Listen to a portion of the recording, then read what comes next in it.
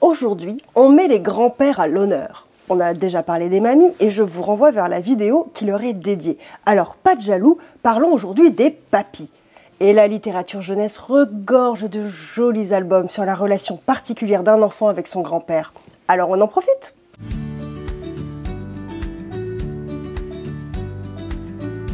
Salut, c'est Doc Lily, pédiatre fan de littérature jeunesse. J'aime vous faire découvrir de beaux albums jeunesse que vous pourrez partager avec vos enfants pour aborder un sujet particulier ou simplement et surtout pour le plaisir.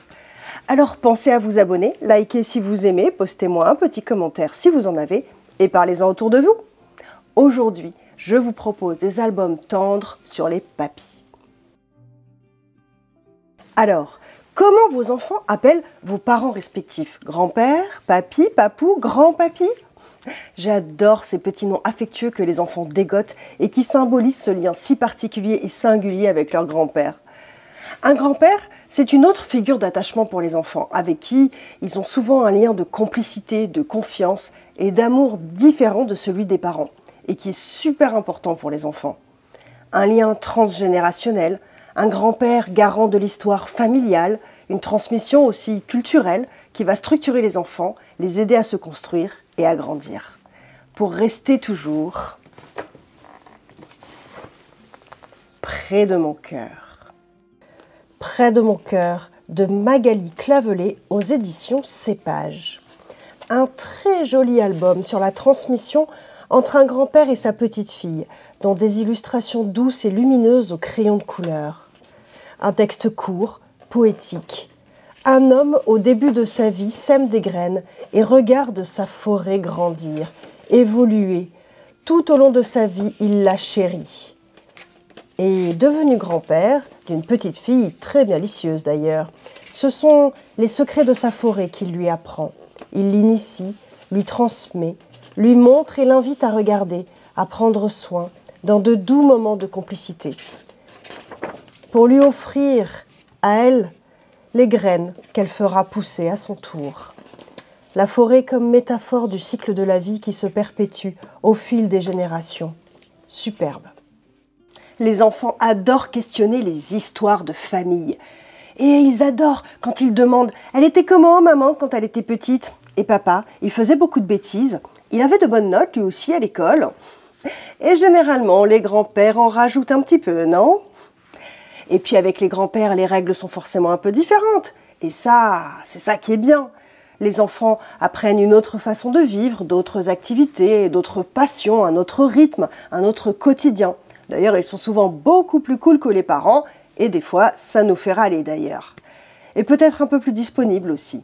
Et hop, en route avec Tortue Express. Tortue Express de Sandra Le Guen et Maureen Poignenec aux éditions Little Urban.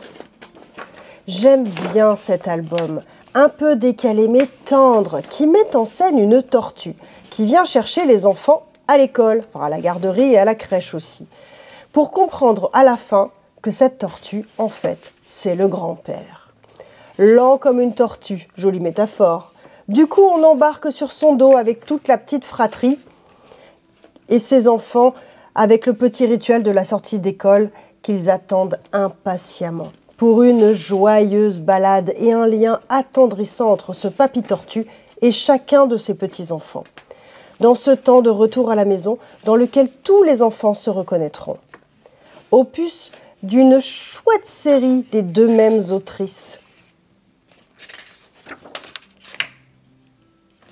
À découvrir aussi Taxi Baleine, ou Ours Cyclette, Elephant Sitter, ou Hibou-Chou, à découvrir absolument. Partager des moments de joyeuse complicité, de confidence, de découverte, ces liens sont toujours enrichissants pour les enfants, ne serait-ce que par le vécu d'autres quotidiens et de relations en dehors de celles avec les parents. Et les enfants adorent découvrir tous les petits secrets, les trésors cachés dans la maison du papy et admirer son grand-père, imaginer quelle vie il a menée à son époque. Mais les papys sont aussi des personnes âgées et nombreux sont les enfants malheureusement confrontés à leur perte et qui chérissent leurs souvenirs de ce capitaine papy. Capitaine Papy de Benji Davis, que j'ai pu rencontrer aux éditions Milan. J'adore cet auteur et vous avez sûrement déjà découvert d'autres albums. Ici, une relation privilégiée et tendre entre un papy et son petit-fils qui adore venir farfouiller dans ses trésors au grenier. Mais aujourd'hui, le papy l'invite à une aventure extraordinaire, un voyage vers une île paradisiaque dans de splendides illustrations flamboyantes.